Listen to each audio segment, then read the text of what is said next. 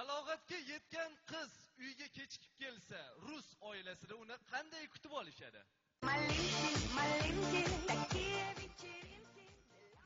Привет, пап! Ты где была? 5 дней, 6 дней, целую неделю пропадаешь. Ты где гуляешь? Пап, я на дискотеке была.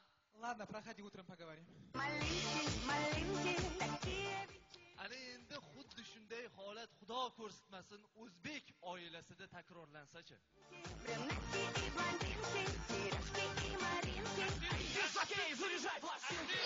Uzr, bir minutga kech qoldim. Avtobusga qolib ketdim, uzr. Axiri keldi. Men qara, nechida kelaman deding, a? Nechida kelaman deding? 6da kelaman deding? Nechi bo'ldi hozir? 6dan 1 minut o'tdi. 5 sekund, 10 sekund kech qolsang ham mayli. 1 daqiqa kech qolasanmi, ha? Ey sharmanda, yuzimizni yerga qaratding. Mahallada qanaqa bosh ko'tarib yuramiz, ha? Ey, ko'zimga tik qarama. Ko'zini o'yib oling. Ha, bir uraman. Hozir bir uraman. Yavaş bosing. Yavaş. Yarashmaysan. Ha. Qo'shni.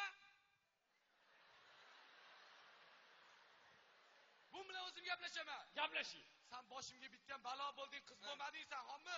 Mahallada qanaqa bosh ko'tarib yuraman, mani o'ylasang-chi. Uring. Daqiqotini. Nimaga baqirasiz? Kimsiz o'zi? Biza mahalla komitetidan. Bu qizni ota-onasi menga ishonib topshirgan. Siz kimsiz? Kimsiz? Sinf rahbarimanmi? Ota-onasi qayerda buni? Komandirovga ketgan. O'zi betarbiya qilib qo'ygan.